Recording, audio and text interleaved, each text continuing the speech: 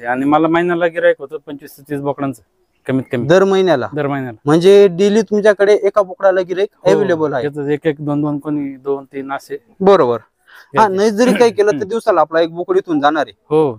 साधारण एका बोकडाची विक्री कितीला होते आपली? एक अंदाज 10,000, 12,000, 15,000, 8,000 काहीतरी साधारण 10-12,000 पर्यंत. 12,000ला आपला एक बोकड या ठिकाणी विकला जातो. म्हणजे महिन्याकाठी जर तुम्ही 30 बोकड विकले तर 3.5 लाख रुपये तुमचे महिन्याकाठी बोकड पालनातून 2-2.5 लाख रुपये सहज निघतात का? हो. तर मित्रांनो, या ठिकाणी शेळ्या आणि तिकडे कंपार्टमेंट मध्ये बोकड सुद्धा दिसत आहेत.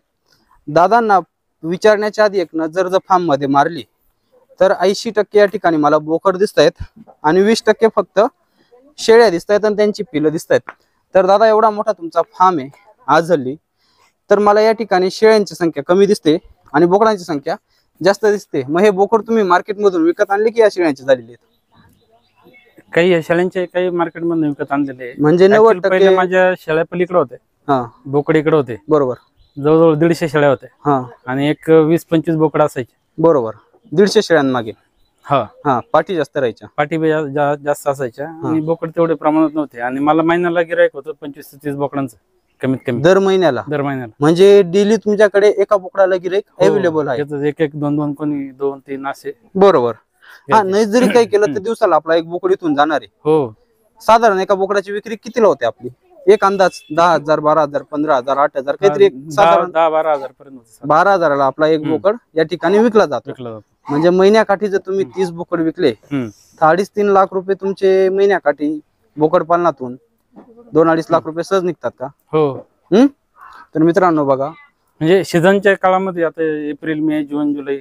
हो, आपण एक कसा हिशोब केला, जर समजा डेली ऍटलिस्ट एक जरी बोकड विकला, सीझन मध्ये मे बी जास्त जात असेल किंवा एखाद्या वेळेला असं पण होत असेल की आज बोकड विकला, उद्याने जाणार, परवा जाणार, महिन्याकाठी 30 म्हणा, 15 म्हणा असे बोकड सरासरी आपले सहज विकले जाणार आहे. बरोबर.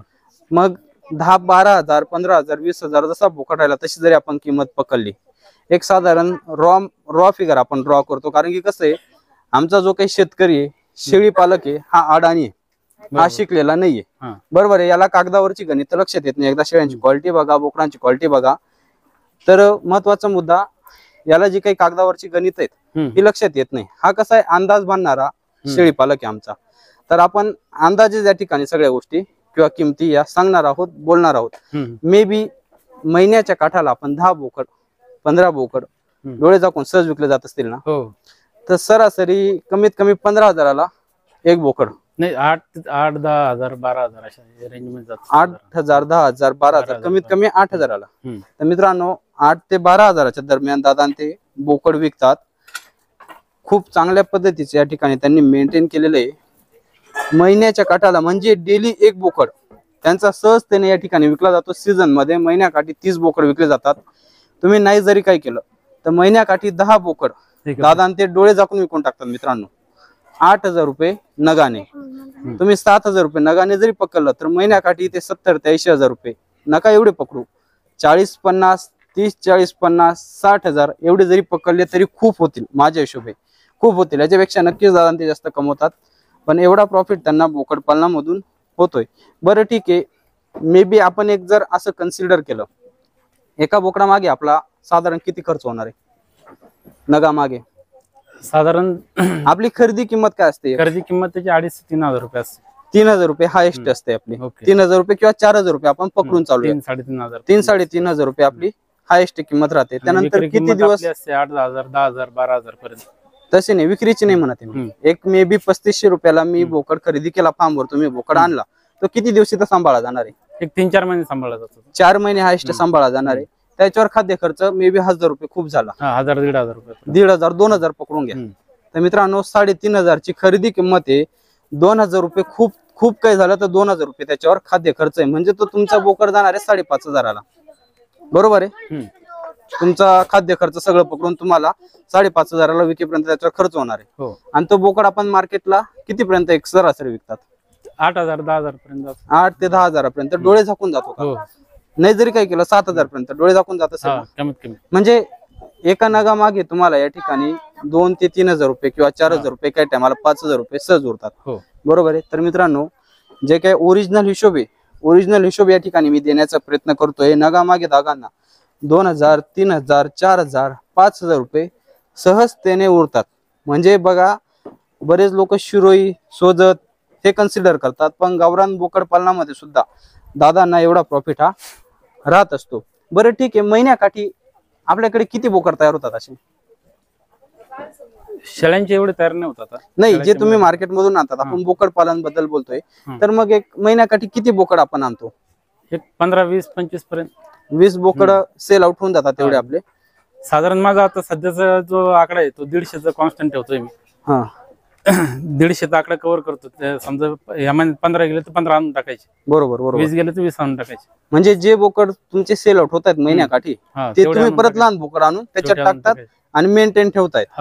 म्हणजे पुढच्या दुसऱ्या महिन्यामध्ये दुसरे मोठे बोकड विकायला येतात. बरोबर बरोबर. म्हणजे महिन्याची सायकल तुमची चालूच आहे. महिन्याकाठी किती बोकड बोलले? 30 बोकड. 20, 25, 30, 20 जरी बोकड पकडले आपण, तरी मग एक अंदाज पकडला तर 1.5 ते 2 लाख रुपयाचा बजेट बसून जातोय का तुमचा महिन्याकाठी? सहज तेवढं व्हायला पाहिजे, आरामात व्हायला पाहिजे. बरोबर आहे. म्हणजे खाद्य खर्च, खरेदी किंमत वगैरे काढून एक 50-60 हजार आपल्याला राहू शकतात, राहतायत. बरोबर. आणि तुम्ही बाहेर जॉब सुद्धा करतायत. हो म्हणजे जॉब सांभाळून तुम्ही एवढं सगळं हँडल करतायत. तर मित्रांनो, ऍक्च्युअली कसं आहे, त्यांच्या मिसेस या ठिकाणी 24 तास हँडल करत असतात फार्म. दादा ते बाहेर जॉबला आहेत. जॉब सांभाळून सुद्धा दादा ते बोकड पालनातून एवढा प्रॉफिट या ठिकाणी काढतात. आपले कसे मित्रांनो, अंदाजे उदाहरण राहतात, सगळे ठोकर रक्कम राहत नाही. कागदावरची गणित कसे, कागदावरचे गणित आपण करत नाही, पण एक डोबल मानाने विचार करून जेवढा आपला प्रॉफिट आपल्या डोक्यात बसतोय तेवढा आपण या ठिकाणी सांगण्याचा प्रयत्न करतोय. तर खूप चांगल्या रीतीने दादांनी या ठिकाणी वेल मेंटेन फार्म बनवलाय. खूप मोठा आबाढव्य प्रचंड काम आहे मित्रांनो. आणि भविष्यामध्ये बोकड पालनावर ते फोकस करणार आहेत. काय वाटतं तुम्हाला, जर मे बी कन्सिडर आता जर अशीच गिराईकांची मागणी तुमच्याकडे येत राहिली तर भविष्यात तुम्ही कितीपर्यंत घेऊन जाणार आहेत? किती संख्यांपर्यंत न्यायचा प्लॅन आहे आपला? माझ्याकडे भविष्यामध्ये पुढच्या 1-2 वर्षामध्ये साधारण 350 ते 400 बोकड रेडीली अवेलेबल असतील वर्षभर कधी विकायला. वर्षभर तुम्ही कधी या, तुम्हाला या ठिकाणी 350, आता सध्या 100 ते 150 पर्यंत असत. बरोबर. हा म्हणजे डबल करण्याचा हिशोब 350 ते 400 पर्यंत अवेलेबल असत. म्हणजे नाही डबलची झाली. कुठलाही गिराईक आलं त्याला ज्या साईजचा पाहिजे त्या साईजचा, आणि त्याच्यात वेगळ्या ब्रीड पण मी वाढवणार आहे. समजा कोणाला जर लागले एखाद्या ब्रीडिंगला वेगळं बोकड, ते पण राहते. म्हणजे गिराईक या ठिकाणून परत घरी जाणार नाही. तू ये, तुझ्या आवक मध्ये, तुझ्या किमतीमध्ये तुला बोकड आम्ही अवेलेबल करून देतो. तू फक्त तुझी बोल कितीपर्यंत तुला बोकड पाहिजे ना. म्हणजे मित्रांनो कसं आहे, थोडक्यात सगळ्या प्रकारचे, सगळ्या क्वालिटीचे, प्रत्येक वजनाचे बोकड, प्रत्येक किमतीमध्ये अवेलेबल असणारे बोकड. म्हणजे थोडक्यात तुम्ही या ठिकाणी आले फार्मवर आणि तुम्हाला बोकड मिळाला नाही असं भविष्यात शक्य होणार नाही. आता पण शक्य होत नाही मित्रांनो. पण बरेच वेळा कसं होतं माहितीये का, दादांकडे मागणी एवढ्या मोठ्या प्रमाणामध्ये ना, की बऱ्याच वेळेला कसं आहे, बोकड खरेदी करून आणणं, सेट करणं, या गोष्टी कसं आहे, खूप टाइम निघून जातो नाही का याच्यामध्ये. म्हणून दादा ते, म्हणजे दादा काय म्हणतात, बरेच वेळेला गिराईक रिटर्न जातात, माल सेटअप राहत नाही, अशी या ठिकाणी कंडिशन आहे मित्रांनो. तर पिलं बघा, अमाप प्रमाणामध्ये जागा आहे या ठिकाणी. लेंडी सुद्धा या ठिकाणी पडलेली. लेंडी खत पण विकतात का तुम्ही? हो, लेंडी खत आपण 4-4.5 हजार रुपये ट्रेलर देतो. ट्रॉलीने महिन्याकाठी किती निघतात? साधारण 2 महिन्यातून 1-2 ट्रेलर जातात. 2 महिन्यामध्ये एक ट्रॉली सहज भरते. म्हणजे 4.5 रुपये 2 महिन्यात तुमचे पक्के. याचा काही हिशोब नाही याच्यात. नाही. तर हा एक्सेस आहे तुमचा. तर मित्रांनो, जे काही लेंडी खताचा या ठिकाणी हिशोब नाहीये. वर टप्पे रक्कम राहणार आहे लेंडी खताची पूर्णपणे. तिकडे मुरघाच्या बॅगा भरून ठेवल्या दादाने. जो काही कोंबड्यांचं पण उत्पन्न आहे आपल्याला, काही अंड्यांचं. गावरान कोंबड्या मला कमी दिसत आहेत. किती आहेत साधारण तरी? 20-25 कोंबड्या आहेत. अरे बापरे, एवढे आहेत तिथे? त्या सावलीत थांबल्यात तिकडे जाऊन. बरोबर. फार्म मोठा असल्या कारणाने आपल्या लक्षात येत नसेल. किती अंडे निघतात दिवसाला ते? तरी 7-8 अंडे निघतात. म्हणजे 10 अंड्यांपर्यंत रेशो आहे. आणि ते काय मग घरी खायला की नाही, विकायला 10 रुपये 12 रुपये प्रमाणे विकतात. कस्टमर आहेत ते. हो, म्हणजे ते कोंबडींचे तुमचे वेगळे येतात. हो. आणि कोंबडींना दाण्याचा तर खर्च नसेल मे बी. बरोबर. म्हणजे मित्रांनो, जे काही कोंबडींचं आहे, कोंबडींचा पण हिशोब या व्यवसायामध्ये नाहीये त्यांचा.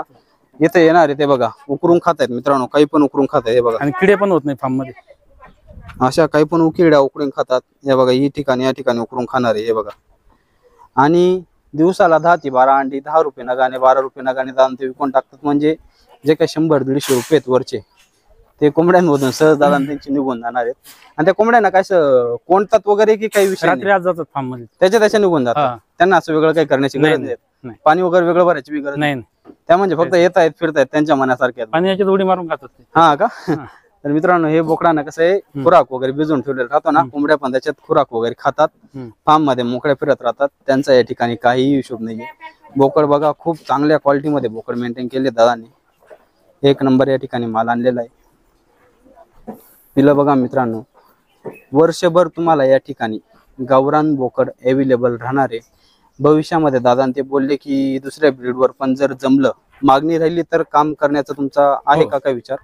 शिरोई सिरोई सोजत बिटल कुणाला लागले तर आपण ठेवणार आहे. हा, सध्या तर काय विचार नाही तसं. सध्या विचार नाही, पण भविष्यामध्ये एक 5-5, 10-10 हो 5-10 क्वांटिटी ठेवू, म्हणजे कोणाला लागलं तर म्हणजे प्रमुख फोकस आपला फक्त गावरानवरच.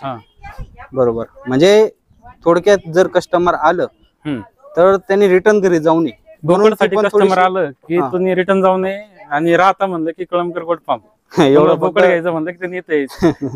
म्हणजे थोडक्यात म्हणजे बोकड जसं लोकांचं कसं आहे मित्रांनो, बोकड म्हटलं की पहिले बोकडवाला नाव डोक्यात येतं. बोकड म्हटलं की चला बोकडवाल्याला विचारा. तसं या ठिकाणी होणार आहे मित्रांनो. कुठलीही ब्रीडची गोट म्हटली की राहत्यामध्ये फक्त कळमकर नाव डोक्यात यायला पाहिजे. आपल्याला पहिले तिथे जायचंय आणि मग दुसरीकडे तपास करत. कारण बरेच लोक माझ्याकडे ना, तुम्हाला एक उदाहरण सांगतो, येऊन बघून गेलेत.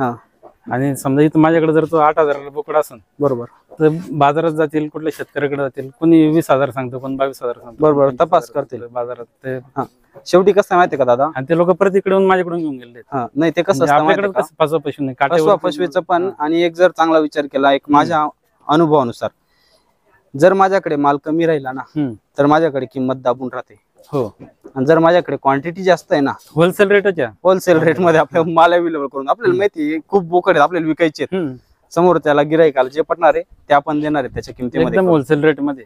बरोबर. तर मित्रांनो बघा, खूप मोठ्या प्रमाणात क्वांटिटी असल्या कारणाने तुम्ही जसा माल मागणार, जेवढ्या किमतीचा माल मागणार तेवढ्या किमतीचा माल या ठिकाणी अवेलेबल आहे.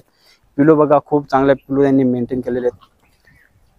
तर मित्रांनो नक्कीच बोकड पालन गावरांमध्ये उतरायचं असेल आणि बोकड पालन करायचं असेल तर एकच नाव डोक्यात आलं पाहिजे, ते म्हणजे कळमकर गोट फार्म.